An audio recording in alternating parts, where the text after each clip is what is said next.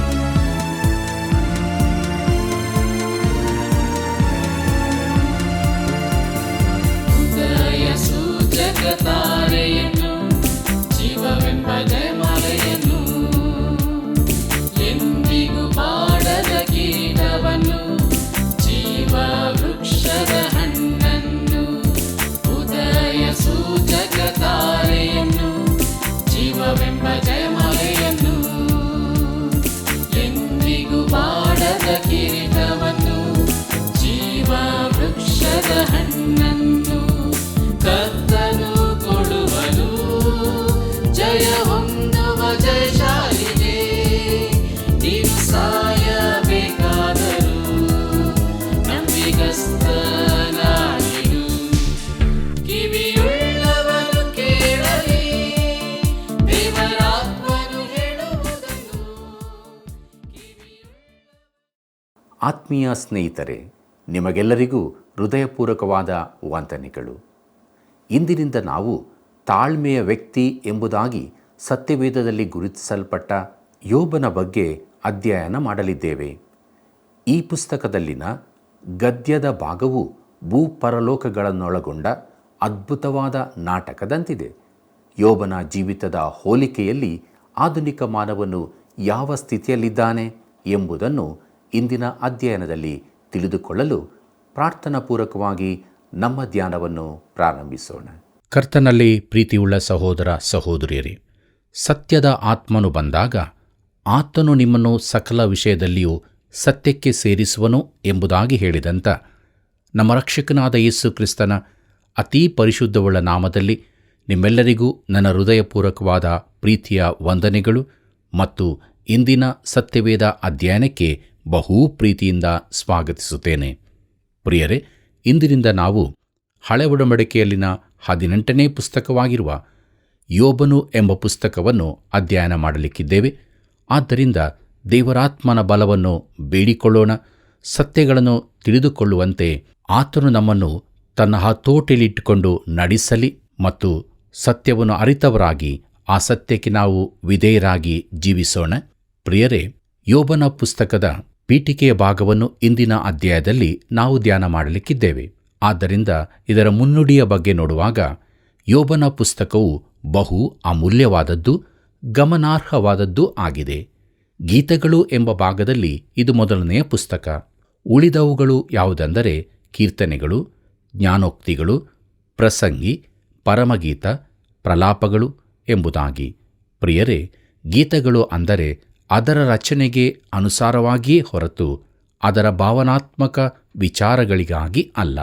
ಇಲ್ಲವೇ ಗೀತಗಳು ಅಂದರೆ ಅವು ತಾಳಬದ್ಧವಾಗಿ ರಚಿತವಾಗಿದೆ ಎಂದೂ ಅಲ್ಲ. ಇಬ್ರಿಯ ಗೀತೆಗಳಲ್ಲಿ ಒಂದು ವಿಚಾರವನ್ನು ಪುನರುಚ್ಚರಿಸಲಾಗುತ್ತದೆ. ಯೋಬನ ಪುಸ್ತಕದಲ್ಲಿನ ಸಂಭಾಷಣೆಯು ಸಂಗೀತದಂತಿದೆ. ಎಲ್ಲ ಸಂಭಾಷಣೆಗಳು ಗೀತರೂಪದಲ್ಲಿವೆ. ಪ್ರಿಯರೇ, ಈ ಲೌಕಿಕ ಸಾಹಿತ್ಯದ ಪರಿಚಯವಾಗಬೇಕಾದರೆ ಹೋಮರ, ಇಲಿಯಾದ್ ಮತ್ತು ಒಡೆಸ್ಸಿ ಗ್ರಂಥಗಳನ್ನು ಓದಬೇಕು. ಯೋಬನ ಪುಸ್ತಕದ ಗ್ರಂಥಕರ್ತನು ಯಾರೆಂದು ತಿಳಿದಿಲ್ಲ. ಒಂದು ಊಹೆಯ ಪ್ರಕಾರ ಇದನ್ನು ಬರೆದವನು ಮೋಶೆ, ಬೇರೆ ಊಹೆಗಳ ಪ್ರಕಾರ ಎಜ್ರನು, ಸೊಲೊಮೋನನು. ಯೋಬನು ಇಲ್ಲವೇ ಈ ಪುಸ್ತಕದಲ್ಲಿ ಬರುವ ಎಲಿಹು ಎಂದು ಹೇಳುತ್ತಾರೆ. ಎಲಿಹು ಇದನ್ನು ಬರೆದಿರಬಹುದು ಎಂಬುದಕ್ಕೆ ಯೋಬನ ಪುಸ್ತಕ 32ನೇ ಅಧ್ಯಾಯ 16 ಮತ್ತು 17ನೇ ವಚನಗಳನ್ನು ಆಧಾರವಾಗಿ ಮಾಡಲಾಗುತ್ತದೆ. ಅಲ್ಲಿ ಹೀಗೆ ನೋಡುತ್ತೇವೆ: ಅವರು ಇನ್ನೂ ಉತ್ತರ ಕೊಡದೆ ಮೌನವಾಗಿ ಸುಮ್ಮನೆ ನಿಂತಿದ್ದರೆ ನಾನು ಕಾದುಕೊಂಡಿರಬೇಕೋ? ನಾನು ನನ್ನ ಪಾಲಿನ ಉತ್ತರವನ್ನು ಹೇಳುವೆನು, ನಾನು ನನ್ನ ಅಭಿಪ್ರಾಯವನ್ನು ತಿಳಿಸುವೆನು ಎಂಬುದಾಗಿ ಓದುತ್ತೇವೆ. ಪ್ರಿಯರೇ, ಈ ಮಾತು ಸಂಭಾಷಣೆಯ ರೂಪವಾಗಿ ಬರದೆ ಎಲಿಹು ತನ್ನ ಮನಸ್ಸಿನ ಯೋಚನೆಗಳನ್ನು ಸ್ವಗತವೆಂಬಂತೆ ಹೇಳಿದ ಹಾಗೆ ಬರೆದಿದೆ. ಸಂಭಾಷಣೆ ಪುನರಾರಂಭವಾದಾಗ ಎಲಿಹು ಮಾತನಾಡತೊಡಗುತ್ತಾನೆ. ಇದರಿಂದ ಈ ಗ್ರಂಥವನ್ನು ಎಲಿಹು ಬರೆದಿರಬಹುದು ಎಂದು ಊಹಿಸಲಾಗಿದೆ. ಪ್ರೀತಿಯುಳ್ಳ ದೇವಜನರೇ, ಇನ್ನೊಂದು ಈ ಪುಸ್ತಕದ ವಿಶೇಷತೆ ಎಂದರೆ ಯೋಬನು ಜೀವಿಸಿದ್ದ ಕಾಲ ನಮಗೆ ತಿಳಿದಿಲ್ಲ. ಅವನು ವಾಸಿಸಿದ್ದ ಸ್ಥಳದ ಕುರಿತಾಗಿಯೂ ನಮಗೆ ತಿಳಿದಿಲ್ಲ. ಊಚ್ ದೇಶದಲ್ಲಿ ಎಂದು ಹೇಳಿದೆ. ಆದರೆ ಈ ಊಚ್ ದೇಶ ಎಲ್ಲಿರುತ್ತದೆಂಬುದು ಯಾರಿಗೂ ಗೊತ್ತಿಲ್ಲ. ಅದನ್ನು ಇಂಥ ಕಡೆ ಎಂದು ಗುರುತಿಸಲಿಕ್ಕೂ ಸಾಧ್ಯವಿಲ್ಲ. ಬೇರೆ ಪುಸ್ತಕಗಳಲ್ಲಿರುವ ಹಾಗೆ ಅತಿ ಮುಖ್ಯವಾದ ಅಂಶಗಳಾದ ಸಮಯ, ಸ್ಥಳಗಳೇ ತಿಳಿಸಲ್ಪಟ್ಟಿಲ್ಲ. ಪ್ರೀತಿಯುಳ್ಳ ಸಹೋದರ ಸಹೋದರಿಯರೇ, ಯೋಬನ ಪುಸ್ತಕ ಮಹಾಪಿತೃಗಳ ಕಾಲದಲ್ಲಿ ಬರೆದದ್ದಾಗಿರಬೇಕೆಂದು ನನ್ನ ಊಹೆ. ಪ್ರಿಯರೇ, ಯೋಬನಿಗೆ ಯಾಕೋಬನ ಪರಿಚಯವಿರುವ ಸಾಧ್ಯತೆ ಇದೆ. ಯೋಬನ ಪುಸ್ತಕದಲ್ಲಿ ಮೋಶೆಯ ಧರ್ಮಶಾಸ್ತ್ರದ ಕುರಿತಾಗಲಿ ವಿಮೋಚನಾ ಕಾಂಡದಲ್ಲಿನ ಘಟನೆಗಳ ಕುರಿತಾಗಲಿ ಉಲ್ಲೇಖವೇ ಇರುವುದಿಲ್ಲವಾದ್ದರಿಂದ ಅದು ವಿಮೋಚನಾ ಕಾಂಡದ ಘಟನೆಗಳಿಗಿಂತ ಮೊದಲೇ ಬರೆಯಲ್ಪಟ್ಟಿರಬೇಕು. ಯೋಬನು ಮಹಾಪಿತೃಗಳ ಕಾಲದವನೆಂಬುದಕ್ಕೆ ಕೆಲವು ವಾದಗಳು ಹೀಗಿವೆ. ಅವುಗಳಲ್ಲಿ ಮೊದಲನೆಯದು ಯೋಬನ ಜೀವಿತದ ಅವಧಿ. ಪ್ರಿಯರೇ, ಯೋಬನ ಪುಸ್ತಕ 42ನೇ ಅಧ್ಯಾಯ 16 ಮತ್ತು 17ನೇ ವಚನಗಳು ಹೀಗೆ ಹೇಳುತ್ತದೆ: ಆಮೇಲೆ ಯೋಬನು 140 ವರ್ಷ ಬಾಳಿ ತನ್ನ ಮಕ್ಕಳನ್ನು ಮೊಮ್ಮಕ್ಕಳನ್ನು, ಅಂತೂ ತನ್ನ ಸಂತಾನದ 4 ತಲೆಗಳನ್ನು ಕಂಡನು. ತರುವಾಯ ಯೋಬನು ಮುಪ್ಪಿನ ಮುದುಕನಾಗಿ ಗತಿಸಿದನು ಎಂಬುದಾಗಿ ನೋಡುತ್ತೇವೆ. ಪ್ರಿಯರೇ, ಮಹಾಪಿತೃಗಳ ಕಾಲದಲ್ಲಿ ಅವರು ಬಹು ದೀರ್ಘಕಾಲದವರೆಗೆ ಬದುಕಿದ್ದರೆಂದು ನಮಗೆ ತಿಳಿದಿದೆ. ಎರಡನೇದಾಗಿ, ಯೋಬನು ತನ್ನ ಮನೆಯಲ್ಲಿ ಮಹಾಯಾಜಕನಂತೆ ನಡಕೊಂಡನು.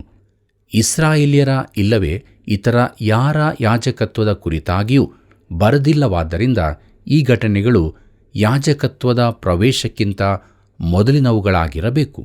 ಮೂರನೆಯದಾಗಿ, ಎಲೀಫಜನು ಏಸಾವನ ಮೊದಲ ಮಗನ ಸಂತಾನದವನು. ಏಸಾವನ ಮಕ್ಕಳ ಹೆಸರುಗಳು ಯಾವುವೆಂದರೆ, ಎಲೀಫಜನು ಏಸಾವನ ಹೆಂಡತಿಯಾದ ಆದಾ ಎಂಬಾಕೆಯ ಮಗನು. ರೆಗುವೇಲನು ಏಸಾವನ ಹೆಂಡತಿಯಾದ ಬೇಸಾಮತಳ ಮಗನು. ಇದನ್ನು ಆದಿಕಾಂಡ ಪುಸ್ತಕ 36ನೇ ಅಧ್ಯಾಯ 10ನೇ ವಚನದಲ್ಲಿ ಓದುತ್ತೇವೆ. ಆದ್ದರಿಂದ ಯೋಬನು ಯಾಕೋಬನ ಸಮಕಾಲೀನನೆಂದು ಊಹಿಸುವುದಕ್ಕೆ ಸಾಧ್ಯವಿದೆ. ಕರ್ತನಲ್ಲಿ ಪ್ರಿಯರೇ, ಈ ಪುಸ್ತಕವು ತತ್ವಶಾಸ್ತ್ರದಂತಿದೆ. ಇದರಲ್ಲಿ ಅನೇಕ ಸಮಸ್ಯೆಗಳನ್ನು ಎತ್ತಿ ಹೇಳಿ ಬಳಿಕ ಅವುಗಳಿಗೆ ಉತ್ತರಗಳನ್ನು ಹೇಳಲಾಗಿದೆ. ಅವು ಯಾವುದೆಂಬುದಾಗಿ ನೋಡೋಣ. ಅದರಲ್ಲಿ ಮೊದಲನೆಯದು, ಯೋಬನ ಪುಸ್ತಕದಲ್ಲಿ ನೀತಿವಂತರು ಯಾಕೆ ಕಷ್ಟಗಳಿಗೊಳಗಾಗುತ್ತಾರೆ ಎಂಬ ಪ್ರಶ್ನೆ ಇದೆ, ಮತ್ತು ನೀತಿವಂತರಿಗೆ ಕಷ್ಟಗಳು ಯಾಕೆ ಬರುತ್ತವೆ ಎಂಬುದಕ್ಕೆ ಒಂದು ಉತ್ತರ ಕೊಡಲ್ಪಟ್ಟಿದೆ. ಈ ಪುಸ್ತಕದ ಮೂಲ ಬೋಧನೆ ಇದಾಗಿಲ್ಲ, ಆದರೆ ಅನೇಕ ಸತ್ಯವೇದ ಪಂಡಿತರು ಆ ರೀತಿ ನೆನೆಸುತ್ತಾರೆ. ಎರಡನೇದಾಗಿ, ಸೈತಾನನು ಮಾನವ ಸಂತತಿಯ ಕುರಿತು ಮಾಡುವ ದೂಷಣೆಗಳಿಗೆ ಗದರಿಕೆ ಇಲ್ಲಿರುತ್ತದೆ. ಮೂರನೆಯದಾಗಿ, ಯೋಬನಿಗೆ ಅವನನ್ನೇ ಪರಿಚಯಪಡಿಸಲಿಕ್ಕಾಗಿ ಇದು ಬರೆದಿದೆ. ನಾಲ್ಕನೆಯದಾಗಿ, ಯೋಬನ ಪುಸ್ತಕವು ನಮಗೆ ತಾಳ್ಮೆಯನ್ನು ಕಲಿಸುತ್ತದೆ. ಯಾಕೋಬನು ಹೇಳುತ್ತಾನೆ, ಯಾಕೋಬನು ಬರೆದ ಪತ್ರಿಕೆ 5ನೇ ಅಧ್ಯಾಯ 11ನೇ ವಚನದಲ್ಲಿ, ನೀವು ಯೋಬನಲ್ಲಿದ್ದ ತಾಳ್ಮೆಯ ವಿಷಯವಾಗಿ ಕೇಳಿ ಕರ್ತನು ಅವನಿಗೆ ಅಂತ್ಯದಲ್ಲಿ ಮಾಡಿದ್ದನ್ನು ನೋಡಿ ಕರ್ತನು ಕರುಣಾಸಾಗರನೂ ದಯಾಳುವೂ ಆಗಿದ್ದಾನೆಂದು ತಿಳಿದಿದ್ದೀರಷ್ಟೇ ಎಂಬುದಾಗಿ. ಪ್ರಿಯರೇ, ಯೋಬನು ತಾಳ್ಮೆಯುಳ್ಳವನಾಗಿದ್ದಾನೋ? ನಾನು ನಿಮ್ಮೊಂದಿಗೆ ಯಥಾರ್ಥವಾಗಿ ಮಾತನಾಡಬೇಕಾದರೆ ಈ ಯೋಬನು ತಾಳ್ಮೆಯವನಾಗಿದ್ದಾನೆಂದು ತಿಳಿಯುವುದು ಬಹಳ ಕಷ್ಟ. ಈ ಪುಸ್ತಕದ ಕೊನೆ ಭಾಗಕ್ಕೆ ಬರುವಾಗ ಇದನ್ನು ನೋಡೋಣ. ಐದನೇದಾಗಿ, ಯೋಬನ ಪುಸ್ತಕದ ಮುಖ್ಯ ಉದ್ದೇಶ ಪಶ್ಚಾತ್ತಾಪವನ್ನು ಕಳಿಸುವುದೇ ಆಗಿದೆ ಎಂದು ನನ್ನ ಅಭಿಪ್ರಾಯ. ನೀವು ಈಗ ಇದಕ್ಕೆ ಒಪ್ಪದಿದ್ದರೆ ಚಿಂತಿಲ್ಲ. ಪುಸ್ತಕದ ಕೊನೆ ಭಾಗಕ್ಕೆ ಬರುವವರೆಗೆ ಕಾಯಿರಿ, ಬಳಿಕ ನಿಮ್ಮ ತೀರ್ಮಾನ ಹೇಳಿರಿ. ಪ್ರೀತಿಯುಳ್ಳ ದೇವಜನರೇ, ಮಾನವರು ಪಶ್ಚಾತ್ತಾಪದ ಕುರಿತಾಗಿ ಮಾತನಾಡುವಾಗ ಇಲ್ಲವೇ ಬರೆಯುವಾಗ ಯಾವಾಗಲೂ ಜೀವಿತದ ಆರಂಭದಲ್ಲಿ ಪಾಪದಲ್ಲಿದ್ದ ಒಬ್ಬನನ್ನೇ ಉದಾಹರಣೆಯಾಗಿ ತೆಗೆದುಕೊಳ್ಳುತ್ತಾರೆ. ಉದಾಹರಣೆಗೆ ನೋಡುವುದಾದರೆ ಅವರು ಮನಸ್ಸೆಯನ್ನು ಉದಾಹರಿಸುತ್ತಾರೆ. ಇವನು ಯಹೂದದ ರಾಜರಲ್ಲಿ ಅತಿ ದುಷ್ಟನಾಗಿದ್ದನು. ಪ್ರಿಯರೇ, ನಾವು ಹಳೆ ಒಡಂಬಡಿಕೆಯ ಚಾರಿತ್ರಿಕ ಪುಸ್ತಕಗಳ ಅಧ್ಯಯನ ಮಾಡುವಾಗ ಅವನ ಕುರಿತು ನೋಡಿದ್ದೇವೆ. ಅಲ್ಲಿ ಅವನು ಪಶ್ಚಾತ್ತಾಪಪಟ್ಟನೆಂದು ಓದುತ್ತೇವೆ. ಪ್ರಿಯರೇ, ನ್ಯೂಯಾರ್ಕ್ನಲ್ಲಿನ ಅತೀ ಕುಡುಕನಾದ ಜೆರ್ರಿ ಮೆಕಾಲೆಯೂ ಹಾಗೆ ಅವನು ಪಶ್ಚಾತ್ತಾಪಪಟ್ಟನು. ಈ ವಿಧದ ಪಶ್ಚಾತ್ತಾಪದ ಕುರಿತು ನಾವು ಯೋಚಿಸಬೇಕಾಗಿದೆ. ಯೇಸು ಕ್ರಿಸ್ತನ ಬದ್ಧ ವೈರಿಯಾಗಿದ್ದ ತಾರ್ಸದ ಸೌಲನಿದ್ದನು. ಅವನು ಪಶ್ಚಾತ್ತಾಪಪಟ್ಟನು. ತನ್ನ ಕಾಲದಲ್ಲಿ ದುಂದುಗಾರನಾಗಿದ್ದ ಪ್ರತಿಷ್ಠಿತ ವ್ಯಕ್ತಿಯಾಗಿದ್ದ ಅಸ್ಸಿಸಿಯ ಸಂತ ಫ್ರಾನ್ಸಿಸನನ್ನು ನೆನೆಸಿರಿ. ಅವನು ಪಶ್ಚಾತ್ತಾಪಪಟ್ಟನು. ಪ್ರೀತಿಯುಳ್ಳ ದೇವಜನರೇ, ಪಶ್ಚಾತ್ತಾಪದ ಕುರಿತು ಕಲಿಸಲು ಅಂಥವನನ್ನೇ ದೇವರು ಆರಿಸಲಿಲ್ಲ. ಆತನು ಹಾಗೆ ಮಾಡಬಹುದಿತ್ತು. ಹಳೆ ಒಡಂಬಡಿಕೆ ಕಾಲದಲ್ಲಿ ಜೀವಿಸಿದವರಲ್ಲಿ ಅತ್ಯಂತ ಒಳ್ಳೆಯವನನ್ನು ದೇವರು ಆರಿಸಿದನು. ಒಂದು ವೇಳೆ ಯೇಸು ಕ್ರಿಸ್ತನನ್ನು ಬಿಟ್ಟರೆ ಇವನಷ್ಟು ಅಂದರೆ ಯೋಬನಷ್ಟು ಒಳ್ಳೆಯವನು ಬೇರಾರೂ ಇದ್ದಿರಲಿಕ್ಕಿಲ್ಲ. ಇಂಥವನನ್ನು ದೇವರು ಆರಿಸಿ ಅವನು ಪಶ್ಚಾತ್ತಾಪ ಪಡುವ ಅವಶ್ಯವಿದೆಯೆಂಬುದನ್ನು ತೋರಿಸಿದನು. ಈ ಪುಸ್ತಕದ ಅಂತ್ಯಭಾಗಕ್ಕೆ ಬರುವಾಗ ಯೋಬನು ತಾನೇ ಹೇಳುತ್ತಾನೆ. ಯೋಬನ ಪುಸ್ತಕ 42ನೇ ಅಧ್ಯಾಯ 5 ಮತ್ತು 6ನೇ ವಚನಗಳಲ್ಲಿ ಹೀಗೆ ಬರೆದಿದೆ: ಕಿವಿಯಿಂದ ನಿನ್ನ ವಿಷಯವನ್ನು ಕೇಳಿದ್ದೆನು, ಈಗಲಾದರೂ ನಿನ್ನನ್ನೇ ಕಣ್ಣಾರೆ ಕಂಡೆನು. ಆದ ಕಾರಣ ನಾನು ಆಡಿದ್ದನ್ನು ತಿರಸ್ಕರಿಸಿ ಧೂಳಿಯಲ್ಲಿಯೂ ಬೂದಿಯಲ್ಲಿಯೂ ಕುಳಿತು ಪಶ್ಚಾತ್ತಾಪ ಪಡುತ್ತೇನೆ ಎಂಬುದಾಗಿ. ಕರ್ತನಲ್ಲಿ ಪ್ರಿಯರೇ, ಇದು ಪ್ರತಿಯೊಬ್ಬ ವಿಶ್ವಾಸಿಗೂ ಈ ಪುಸ್ತಕವನ್ನು ಓದುವ ಪ್ರತಿಯೊಬ್ಬನಿಗೂ ಕಲಿಸುವುದೇನೆಂದರೆ, ನಾವು ಎಷ್ಟೇ ಒಳ್ಳೆಯವರಾಗಿದ್ದರೂ ನಾವು ದೇವರು ನಮ್ಮನ್ನು ನೋಡುವ ರೀತಿಯಲ್ಲಿ ನೋಡಿಕೊಳ್ಳಬೇಕು. ನಮ್ಮ ಒಳ್ಳೆಯ ಕ್ರಿಯೆಗಳೆಲ್ಲ ಹೊಲೆಯ ಬಟ್ಟೆಯಂತಿವೆ. ನಾವು ಪಶ್ಚಾತ್ತಾಪ ಪಡಬೇಕಾಗಿದೆ. ಕರ್ತನಲ್ಲಿ ಪ್ರಿಯರೇ, ಅನೇಕರಿಂದ ಇದು ಒಂದು ತತ್ವಜ್ಞಾನದ ಪುಸ್ತಕವೆಂದು ಪರಿಗಣಿಸಲ್ಪಟ್ಟಿದೆ. ಟೆನ್ನಿಸನ್ ಇದನ್ನು ಅತಿ ಶ್ರೇಷ್ಠ ಕವನವೆಂದಿದ್ದಾರೆ. ಅದು ಪ್ರಾಚೀನವಾಗಿರಲಿ ಆಧುನಿಕವಾಗಿರಲಿ. ಯೋಬನ ಪುಸ್ತಕದ ಕುರಿತು ಥೋಮಸ್ ಕರ್ಲೈಲ್ ಎಂಬ ಸ್ಕಾಟ್ಲೆಂಡಿನ ತತ್ವಶಾಸ್ತ್ರಜ್ಞನು ಹೀಗೆ ಹೇಳಿದ್ದಾರೆ: ಲೇಖನಿಯಿಂದ ಬರೆದವುಗಳಲ್ಲಿ ಅದು ಸುಂದರವಾದದ್ದು ಎಂದು. ಮಾರ್ಟಿನ್ ಲೂಥರ್ ಹೇಳಿದ್ದಾರೆ, ಈ ಪುಸ್ತಕವು ಸತ್ಯವೇದದ ಬೇರೆಲ್ಲ ಪುಸ್ತಕಗಳಿಗಿಂತ ಅದ್ಭುತವೂ ಘನವಾದದ್ದೂ ಆಗಿದೆ ಎಂದು. ಡಾಕ್ಟರ್ ಮೂರ್ ಹೆಡ್ ಹೇಳಿದ್ದಾರೆ, ಯೋಬನ ಪುಸ್ತಕವು ಅಸ್ತಿತ್ವದಲ್ಲಿರುವ ಅತ್ಯುನ್ನತ ಗೌರವದ ಪುಸ್ತಕವಾದದ್ದು ಎಂಬುದಾಗಿ. ಪ್ರೀತಿಯುಳ್ಳ ಸಹೋದರ ಸಹೋದರಿಯರೇ, ಈ ಪುಸ್ತಕದಲ್ಲಿನ ಗದ್ಯದ ಭಾಗವು ಭೂಪರಲೋಕಗಳನ್ನೊಳಗೊಂಡ ಅದ್ಭುತವಾದ ನಾಟಕದಂತಿದೆ. ಇದರ ಅರ್ಥ ಅದು ಕಥೆಯೆಂದಲ್ಲ. ಸತ್ಯವೇದದಲ್ಲಿ ಯೋಬನನ್ನು ಚಾರಿತ್ರಿಕವಾಗಿ ಗುರುತಿಸಲಾಗಿದೆ. ಹೇಜ್ಕೇಲನ ಪ್ರವಾದನೆ ಗ್ರಂಥ 14ನೇ ಅಧ್ಯಾಯ 14 ಮತ್ತು 20ನೇ ವಚನ, ಯಾಕೋಬನು ಬರೆದ ಪತ್ರಿಕೆ 5ನೇ ಅಧ್ಯಾಯ 11ನೇ ವಚನಗಳನ್ನು ಗಮನಿಸಿರಿ. ಪ್ರಿಯರೇ, ಕಾರ್ಯಕ್ರಮದ ನಂತರ ನೀವು ಅವುಗಳನ್ನು ಓದಿಕೊಳ್ಳಬೇಕಾಗಿ ಕೇಳಿಕೊಳ್ಳುತ್ತೇನೆ. ಪೌಲನು ಯೋಬನ ಪುಸ್ತಕದ ಮಾತನ್ನು ಎತ್ತಿ ಹೇಳಿದ್ದಾನೆ. ಕೊರಿಂಥದವರಿಗೆ ಬರೆದ 1ನೇ ಪತ್ರಿಕೆ 3ನೇ ಅಧ್ಯಾಯ 19ನೇ ವಚನದಲ್ಲಿ. ಪ್ರಿಯರೇ, ಯೋಬನ ಪುಸ್ತಕವನ್ನು ಅನೇಕ ಲೇಖಕರು ತಮ್ಮ ಬರಹ, ನಾಟಕಗಳಿಗೆ ಮೂಲವಸ್ತುವನ್ನಾಗಿ ಉಪಯೋಗಿಸಿದ್ದಾರೆ. H.G. ವೇಲ್ಸ್ ರವರು ಸಹ ಆರ್ಚಿಬಾಲ್ಡ್ ಮೆಕ್ಲೇಶ್ ಅವರು ತಮ್ಮ ಅತ್ಯಂತ ಪ್ರಸಿದ್ಧ ನಾಟಕ ಜೆ.ಬಿಗೆ ಅದನ್ನು ಉಪಯೋಗಿಸಿದ್ದಾರೆ. ಅದರಲ್ಲಿ ಅವರು ಯೋಬನಿಗೂ ಆಧುನಿಕ ಮಾನವನಿಗೂ ಹೋಲಿಕೆ ಮಾಡಲೆತ್ನಿಸಿದ್ದಾರೆ. ಆದರೆ ನಿಜವಾಗಿ ಅವರು ಅದರಲ್ಲಿ ಪೂರ್ಣ ಯಶಸ್ವಿಯಾಗಲಿಲ್ಲವೆಂದು ನಾನು ನೆನೆಸುತ್ತೇನೆ. ಯೋಬನ ಕುರಿತಾಗಿಯೂ ಆ ಪುಸ್ತಕದ ವಿಶೇಷ ಉದ್ದೇಶದ ಕುರಿತಾಗಿಯೂ ಅವರು ತಿಳುಕೊಳ್ಳಲಿಲ್ಲ. ಅವರ ನಾಟಕದಲ್ಲಿ ಆಧುನಿಕ ಮಾನವನ ನಿರಾಶೆ, ನಿರೀಕ್ಷೆಗಳ ಕುರಿತು ಹೇಳಲಾಗಿದೆ. ಆದರೆ ಅಲ್ಲಿಗೇನೆ ಹೋಲಿಕೆಯು ನಿಲ್ಲುತ್ತದೆ. ಪ್ರೀತಿಯುಳ್ಳ ದೇವಜನರೇ, ಯೋಬನ ಪುಸ್ತಕದಲ್ಲಿ ದೇವರ ಇರುವಿಕೆಯನ್ನು ಚೆನ್ನಾಗಿ ತಿಳಿದಿದ್ದ ಒಬ್ಬ, ತನ್ನಲ್ಲಿ ಯಾವ ತಪ್ಪನ್ನೂ ಕಾಣದವನಾಗಿದ್ದು, ತನ್ನ ಸ್ವನೀತಿಯ ಕುರಿತಾಗಿ ಅತಿಯಾದ ಅಭಿಮಾನಿಯಾಗಿದ್ದು, ತನ್ನ ಸುತ್ತಲಿರುವವರೆದುರು ಅದನ್ನು ಸಮರ್ಥಿಸಿಕೊಂಡವನನ್ನು ಕಾಣುತ್ತೇವೆ. ತಾನು ದೇವರೆದುರಿನಲ್ಲಿ ಸರಿಯಾಗಿದ್ದೇನೆಂದು ಯೋಬನು ತಿಳಿದುಕೊಂಡಿದ್ದನು. ಸಮರ್ಥಿಸಿಕೊಳ್ಳಲಿಕ್ಕಾಗಿ ಅವನು ದೇವರ ಸನ್ನಿಧಿಗೆ ಬರಲು ಬಯಸಿದನು. ಆದರೆ ಆ ರೀತಿ ಬಂದಾಗ ತಾನು ಪಶ್ಚಾತ್ತಾಪ ಪಡುವ ಅಗತ್ಯವಿದೆಯೆಂದು ಅವನು ತಿಳಿದುಕೊಂಡನು. ಕರ್ತನಲ್ಲಿ ಪ್ರೀತಿಯುಳ್ಳ ಸಹೋದರ ಸಹೋದರಿಯರೇ, ಇದು ಯಾವ ರೀತಿಯಿಂದಲೂ ಆಧುನಿಕ ಮಾನವನ ವಿವರಣೆಯಲ್ಲ. ಮನಃಶಾಸ್ತ್ರಜ್ಞರು ಹೇಳುತ್ತಾರೆ, ನಿನ್ನ ತಾಯಿ ನಿನ್ನನ್ನು ಬೇಕಾದಷ್ಟು ಪ್ರೀತಿಸದಿರುವುದೇ ಸಮಸ್ಯೆ ಎಂದು. ಈ ತಲೆಮಾರಿನ ತಾಯಂದಿರು ತಮ್ಮ ಮಕ್ಕಳನ್ನು ಬೇಕಾದಷ್ಟು ಮುದ್ದು ಮಾಡಲಿಲ್ಲವೆಂಬುದೇ ಸಮಸ್ಯೆ ಎಂದು ನನ್ನ ಅಭಿಪ್ರಾಯ. ತಂದೆ ತಾಯಂದಿರು ತಮ್ಮ ಮಕ್ಕಳನ್ನು ಅಲಕ್ಷ್ಯ ಮಾಡಿರುತ್ತಾರೆಂದು ಹೇಳಲಾಗುತ್ತದೆ. ಇದರಲ್ಲಿ ಸ್ವಲ್ಪ ಸತ್ಯವಿದೆ ಎಂದು ನನಗೆ ಅನಿಸುತ್ತದೆ ಮತ್ತು ಸಮಸ್ಯೆಗೆ ಸ್ವಲ್ಪ ಮಟ್ಟಿಗೆ ಇದೂ ಕಾರಣವಾಗಿರಬಹುದು. ನಾವು ಬೇರೆಯವರ ಮೇಲೆ ದೂರು ಹಾಕಲಾಗದು. ಆಧುನಿಕ ಮಾನವನು ತನ್ನ ಕೊರತೆ, ಅಸಾಮರ್ಥ್ಯ, ಪಾಪಗಳ ಜವಾಬ್ದಾರಿಯನ್ನು ತನ್ನ ಮೇಲೆ ತೆಗೆದುಕೊಳ್ಳಲು ತಯಾರಿಲ್ಲ. ಬೇರೆಯವರ ಮೇಲೆ ದೂರನ್ನು ಹಾಕಿಬಿಡುತ್ತಾನೆ. ತನ್ನ ಸ್ವಂತ ಕ್ರಿಯೆಗಳ ಜವಾಬ್ದಾರಿಯನ್ನು ತೆಗೆದುಕೊಳ್ಳಲು ಸಿದ್ಧನಿರುವುದಿಲ್ಲ. ಪ್ರೀತಿಯುಳ್ಳ ದೇವಜನರೇ, ನಮ್ಮೆಲ್ಲರ ಪಾಪಗಳನ್ನು ಹೊತ್ತ ಒಬ್ಬಾತನಿದ್ದಾನೆ. ನಾವು ಪಾಪಿಗಳು, ಆತನ ಕಡೆಗೆ ತಿರುಗಿಕೊಳ್ಳುವ ಅಗತ್ಯವಿದೆ ಎಂದು ನಾವು ತಿಳಿದುಕೊಳ್ಳುವ ತನಕ ನಾವು ಬೇರೆಯವರನ್ನು ದೂರುತ್ತಾ ಇರುತ್ತೇವೆ. ತನ್ನ ಪಾಪಗಳ ತಪ್ಪನ್ನು ತಾಯಿಯ ಮೇಲೆ ಹಾಕುವುದು ಅತಿ ಹೀನವಾದ ಕೆಲಸವಾಗಿದೆ. ಇದು ಅತಿ ಭಯಂಕರವಾದದ್ದು. ಆದರೂ ಈ ದಿನಗಳಲ್ಲಿ ಎಲ್ಲರೂ ಹಾಗೆಯೇ ಮಾಡುತ್ತಾರೆ. ಪ್ರೀತಿಯುಳ್ಳ ಸಹೋದರ ಸಹೋದರಿಯರೇ, ಆಧುನಿಕ ಮಾನವನು ನಿಜವಾದ ಸಂಕಷ್ಟದಲ್ಲಿದ್ದಾನೆ, ನಿರಾಶೆಯಲ್ಲಿಯೂ ಇದ್ದಾನೆ. ತನ್ನ ಪಾಪಗಳನ್ನು ಬೇರೆಯವರ ಮೇಲೆ ಹಾಕುತ್ತಾನೆ. ಆದರೆ ಅವನು ಆಶಿಸುವ ಆದರಣೆ ಎಲ್ಲಿಯೂ ಸಿಕ್ಕುವುದಿಲ್ಲ.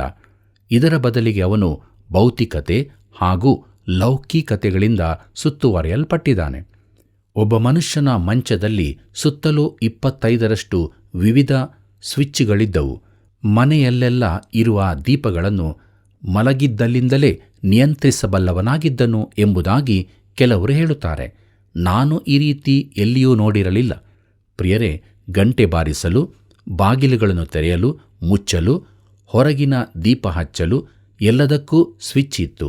ಇದೆಲ್ಲವೂ ಅವನ ಭದ್ರತೆಗಾಗಿ ಮಾಡಿದ್ದು. ನಮ್ಮಲ್ಲನೇಕರು ಈ ರೀತಿ ಮಾಡಿಕೊಳ್ಳುತ್ತಾರೆ. ತಮ್ಮದೇ ಆದ ಭದ್ರತಾ ಕೋಟೆ ರಚಿಸಿಕೊಂಡು ಅದರೊಳಗೆ ಅಡಗಿಕೊಳ್ಳುತ್ತೇವೆ. ಆದರೆ ಆಧುನಿಕ ಮಾನವನ ಸಮಸ್ಯೆ ಎಂದರೆ ಅವನು ದೇವರ ಕುರಿತಾಗಿ ಚಿಂತಿಸುವುದೇ ಇಲ್ಲ. ತಾನು ಆಶ್ರಯಿಸಬಲ್ಲ ರಕ್ಷಕನೊಬ್ಬನಿದ್ದಾನೆಂದು ಅವನಿಗೆ ತಿಳಿದಿಲ್ಲ. ಯೋಬನ ಸ್ಥಿತಿ ಆಗಲ್ಲ. ಯೋಬನು ದೇವರನ್ನು ಚೆನ್ನಾಗಿ ತಿಳಿದಿದ್ದನು, ಆತನನ್ನು ನಂಬಿದ್ದನು. ನಾವು ನೋಡುವಂತೆ ದೇವರು ಯೋಬನನ್ನು ಕಷ್ಟಗಳ ಗಾಣದಲ್ಲಿ ಹಾಕಿ ಕೊನೆಗೆ ತನ್ನ ಬಳಿಗೇನೇ ನಡೆಸುತ್ತಾನೆ. ತನ್ನ ಬಳಿಗೆ ಅವನನ್ನು ನಡೆಸುವುದಕ್ಕೋಸ್ಕರ ದೇವರು ಯೋಬನಿಗಿದ್ದ ಎಲ್ಲ ಭದ್ರತೆಗಳನ್ನು ತೆಗೆಯುತ್ತಾನೆ. ಪ್ರೀತಿಯುಳ್ಳ ಸಹೋದರ ಸಹೋದರಿಯರೇ, ಈ ಸಮೃದ್ಧ ಸಮಾಜದಲ್ಲಿಯೂ ಆಧುನಿಕ ಮಾನವನು ಕಷ್ಟಗಳ ಗಾಣಕ್ಕೆ ಹಾಕಲ್ಪಡುತ್ತಾನೆ. ತನಗಿರುವ ಎಲ್ಲ ಆಧುನಿಕ ಉಪಕರಣ ಸವಲತ್ತುಗಳ ನಡುವೆಯೂ ಅವನು ಒಂದು ಮರದ ತುಂಡಿನ ಮೇಲೆ ಕುಳಿತು ನೆರೆ ನೀರಿನಲ್ಲಿ ಕೊಚ್ಚಿಕೊಂಡು ಹೋಗುವನಂತಿದ್ದಾನೆ. ತಾನು ಎಲ್ಲಿದ್ದೇನೆ, ಎಲ್ಲಿಗೆ ಹೋಗುತ್ತೇನೆ ಎಂಬ ವಿಷಯವನ್ನು ತಿಳಿಯದವನಾಗಿದ್ದಾನೆ. ಇದು ಭಯಪಡಿಸುವಂಥದ್ದಾಗಿದೆ. ಎಲ್ಲೋ ಒಬ್ಬ ಸಹಾಯಕನಿದ್ದಾನೆಂದು ನಂಬುವ ಹಾಗೆ ಒತ್ತಾಯಿಸುವಂತೆ ಇದು ಕಾಣುತ್ತದೆ. ಪ್ರಿಯರೇ, ನಿಮ್ಮ ಕೈಯನ್ನು ಗಲ್ಲಾಯದ ಮನುಷ್ಯನ ಕೈಯಲ್ಲಿ ಹಾಕಿರಿ ಎಂಬ ಹಾಡು ಹಾಡುತ್ತೇವೆ. ಇದು ಅತಿ ಸಮೀಪಕ್ಕೆ ಬಂದಂತಿದೆ, ಆದರೂ ನಿಜವಾದ ಸ್ಥಾನಕ್ಕೆ ಅಲ್ಲ. ಅವನು ತಾನು ಪಾಪಿಯಾಗಿದ್ದೇನೆ ಎಂಬುದನ್ನು ಒಪ್ಪಿಕೊಂಡು ದೇವರ ಬಳಿಗೆ ಬಂದು ಆತನನ್ನು ರಕ್ಷಕನನ್ನಾಗಿ ಅಂಗೀಕರಿಸಬೇಕು. ಜನರು ಈ ದಿನಗಳಲ್ಲಿ ಬದ್ಧತೆಯ ಕುರಿತು ಮಾತನಾಡುತ್ತಾರೆ. ನಿನ್ನ ಬದ್ಧತೆಯೇನು? ನೀನು ಸುಮ್ಮನೆ ಸ್ವಾಮಿ ಸ್ವಾಮಿ ಎಂದು ಹೇಳಿಕೊಂಡು ಆತನು ನಿನ್ನ ಕರ್ತನು ಒಡೆಯನೂ ಆಗಬೇಕೆಂದು ನಿರೀಕ್ಷಿಸಲು ಸಾಧ್ಯವಿಲ್ಲ. ಆತನು ಮೊದಲು ನಿನ್ನ ರಕ್ಷಕನಾಗಿರಬೇಕು. ಆತನು ನಿನಗಾಗಿ ಸತ್ತನು. ಕ್ರಿಸ್ತನ ಕ್ರೂಜೆಯ ಬಳಿಯಿಂದ ನೀನು ಆರಂಭಿಸದಿದ್ದರೆ ನೀನು ಎಲ್ಲಿಗೂ ಹೋಗಲಾರಿ. ಪ್ರೀತಿಯುಳ್ಳ ದೇವಜನರೇ, ಈ ವಿಚಾರಗಳು ಅತೀ ಮುಖ್ಯವೆಂದು ನಾನು ಭಾವಿಸಿದ್ದರಿಂದ ಅದಕ್ಕಾಗಿ ಕೆಲವು ಸಮಯ ಹೆಚ್ಚು ತೆಗೆದುಕೊಂಡಿದ್ದೇನೆ. ಯೋಬನು ತನ್ನೆಲ್ಲ ಸಂಕಟಗಳ ಅವಧಿಯಲ್ಲೂ ದೇವರು ತನ್ನೊಂದಿಗಿರುವುದನ್ನು ಅನುಭವಿಸಿದ್ದಾನೆ. ಆಧುನಿಕ ಮಾನವನಂತೆ ಅವನು ಎಲ್ಲೆಲ್ಲೋ ಸೆಳೆಯಲ್ಪಟ್ಟಿಲ್ಲ. ಆದರೆ ದೇವರು ತನ್ನನ್ನು ಯಾಕೆ ಕಷ್ಟಗಳಲ್ಲಿ ಹಾಕಿದ್ದಾನೆಂಬುದನ್ನು ಅವನು ತಿಳಿಯಲಿಲ್ಲ. ದೇವರು ಅವನೊಂದಿಗೆ ಮಾತನಾಡುವವರೆಗೆ ಅವನಾಗಿ ತಾನು ಪಶ್ಚಾತ್ತಾಪ ಪಡಬೇಕೆಂದು ಅವನಿಗೆ ತಿಳಿಯಲಿಲ್ಲ. ಪ್ರೀತಿಯುಳ್ಳ ದೇವಜನರೇ, ಮುಂದಕ್ಕೆ ನಾವು ಯೋಬನ ಪುಸ್ತಕದ ರೂಪುರೇಖೆಗಳನ್ನು ನೋಡೋಣ. ಮೊದಲನೆಯದು ನಾಟಕ ಅಥವಾ ಗದ್ಯ 1 ಮತ್ತು 2ನೇ ಅಧ್ಯಾಯಗಳು. ಇದರಲ್ಲಿ 1ನೇ ದೃಶ್ಯ ಊಚ್ ದೇಶ, ಯೋಬನ ಅಭಿವೃದ್ಧಿ, ಅವನ ಪ್ರಶಾಂತತೆ. 1ನೇ ಅಧ್ಯಾಯ 1ನೇ ವಚನದಿಂದ 5ನೇ ವಚನದವರೆಗೆ. 2ನೇ ದೃಶ್ಯ ಪರಲೋಕ, ಸೈತಾನನು ದೇವರನ್ನು ಯೋಬನನ್ನು ಸುಳ್ಳಾಗಿ ದೂರುವುದು. 1ನೇ ಅಧ್ಯಾಯ 6ನೇ ವಚನದಿಂದ 12ನೇ ವಚನದವರೆಗೆ. 3ನೇ ದೃಶ್ಯ ಊಚ್ ದೇಶ, ಯೋಬನು ಮಕ್ಕಳನ್ನು ಐಶ್ವರ್ಯವನ್ನು ಕಳಕೊಂಡದ್ದು. 1ನೇ ಅಧ್ಯಾಯ 13ನೇ ವಚನದಿಂದ 22ನೇ ವಚನದವರೆಗೆ. ಪ್ರಿಯರೇ, 4ನೇ ದೃಶ್ಯ ಪರಲೋಕ, ದೇವರು ಸೈತಾನನು. 2ನೇ ಅಧ್ಯಾಯ ಮೊದಲಿನ 6 ವಚನಗಳು. 5ನೇ ದೃಶ್ಯ ಊಚ್ ದೇಶ, ಯೋಬನು ಆರೋಗ್ಯವನ್ನು ಪತ್ನಿಯ ಅನುಕಂಪವನ್ನು ಕಳಕೊಂಡದ್ದು. 2ನೇ ಅಧ್ಯಾಯ 7ನೇ ವಚನದಿಂದ 10ನೇ ವಚನದವರೆಗೆ. ರೂಪುರೇಖೆಗಳ 2ನೇ ಭಾಗದಲ್ಲಿ ಸಂವಾದ, ಗೀತ, ಕಾವ್ಯ. 2ನೇ ಅಧ್ಯಾಯ 11ನೇ ವಚನದಿಂದ 42ನೇ ಅಧ್ಯಾಯ 6ನೇ ವಚನದವರೆಗೆ. 6ನೇ ದೃಶ್ಯ ಊರಿನವರು, 2ನೇ ಅಧ್ಯಾಯ 11ನೇ ವಚನದಿಂದ 37ನೇ ಅಧ್ಯಾಯ 24ನೇ ವಚನದವರೆಗೆ. ಅದರಲ್ಲಿ ಮೊದಲನೆಯದು ಯೋಬನ ಸ್ನೇಹಿತರು ಅವನನ್ನು ತಿಳುಕೊಳ್ಳದಿದ್ದದ್ದು, 2ನೇ ಅಧ್ಯಾಯ 11ನೇ ವಚನದಿಂದ 13ನೇ ವಚನದವರೆಗೆ. 2ನೇದು ಯೋಬನು, ಎಲಿಫಜ, ಬಿಲ್ದದ, ಚೋಫರರು, 3ನೇ ಅಧ್ಯಾಯ 1ನೇ ವಚನದಿಂದ 32ನೇ ಅಧ್ಯಾಯ 1ನೇ ವಚನದವರೆಗೆ. 3ನೇದು ಯೋಬನು, ಎಲಿಹು, 32ನೇ ಅಧ್ಯಾಯ 2ನೇ ವಚನದಿಂದ 37ನೇ ಅಧ್ಯಾಯ 24ನೇ ವಚನದವರೆಗೆ. ಮುಂದಕ್ಕೆ 7ನೇ ದೃಶ್ಯ ಯೆಹೋವನು, ಯೋಬನು, 38ನೇ ಅಧ್ಯಾಯ 1ನೇ ವಚನದಿಂದ 42ನೇ ಅಧ್ಯಾಯ 6ನೇ ವಚನದವರೆಗೆ. ಯೋಬನ ಪುಸ್ತಕದ ರೂಪುರೇಖೆಯ 3ನೇ ಭಾಗ ಉಪಸಂಹಾರ, ಗದ್ಯ, 42ನೇ ಅಧ್ಯಾಯ 7ನೇ ವಚನದಿಂದ 17ನೇ ವಚನದವರೆಗೆ. 8ನೇ ದೃಶ್ಯ ಊಚ್ ದೇಶ, ಯೋಬನ ಆಶೀರ್ವಾದ ದ್ವಿಗುಣಗೊಂಡದ್ದು. ಪ್ರೀತಿಯುಳ್ಳ ದೇವಜನರೇ, ಯೋಬನ ಪುಸ್ತಕದ ಪೀಠಿಕೆಯ ವಿಸ್ತಾರವಾದ ಭಾಗವನ್ನು ನಾವು ಅಧ್ಯಯನ ಮಾಡಿದ್ದೇವೆ. ದೇವರಾತ್ಮನು ಅನೇಕ ಸತ್ಯಗಳನ್ನು ನಮಗೆ ತಿಳಿಸಿದ್ದಾನೆ. ನಾವು ಕೂಡ ನಮ್ಮ ಜೀವಿತದಲ್ಲಿ ಮುಂದೆ ಸಾಗುವಾಗ ಯಾವಾಗಲೂ ದೇವರೊಟ್ಟಿಗೆ ಇರುವವರು ಆಗಬೇಕು. ಪಶ್ಚಾತ್ತಾಪದೊಂದಿಗೆ ಯೇಸು ಕ್ರಿಸ್ತನ ಬಳಿಗೆ ಬಂದು ಆತನನ್ನು ಸ್ವಂತ ರಕ್ಷಕನಾಗಿ ಅಂಗೀಕಾರ ಮಾಡಿಕೊಂಡು ಆತನು ಪ್ರತಿಷ್ಠಿಸಿದಂಥ ಜೀವವುಳ್ಳ ಮಾರ್ಗದಲ್ಲಿ ದಿನಾಲೂ ಮುಂದೆ ಸಾಗುವರಾಗಬೇಕು. ಹೀಗಾಗುವಂತೆ ದೇವರಾತ್ಮನು ತಾನೇ ನಮ್ಮ ಜೊತೆ ಇದ್ದುಕೊಂಡು ತನ್ನ ವಾಕ್ಯಗಳಿಂದ ನಮ್ಮನ್ನು ತುಂಬಿಸಿ ಬಲಪಡಿಸಿ ಕೈ ಹಿಡಿದು ನಡೆಸಲಿ. ಕರ್ತನ ಕೃಪೆಯು ಸದಾ ನಿಮ್ಮ ಸಂಗಡ ಇರಲಿ. ಪ್ರಿಯರೇ, ಅನುದಿನವೂ ದೇವರ ವಾಕ್ಯಗಳು ನಿಮ್ಮ ಹೃದಯ ಮನಸ್ಸುಗಳಲ್ಲಿ ಸಂತೋಷ, ನಿರೀಕ್ಷೆ, ಬಲವನ್ನು ಕೊಟ್ಟಿರುವುದಾದರೆ ದೇವರ ಉಪಕಾರವನ್ನು ನೆನಪಿಸಿಕೊಂಡು ಈಗಲೇ ಕರೆ ಮಾಡುವುದರ ಮೂಲಕ ಈ ಸೇವೆಯನ್ನು ಬೆಂಬಲಿಸಿರಿ. ವಂದನೆಗಳು.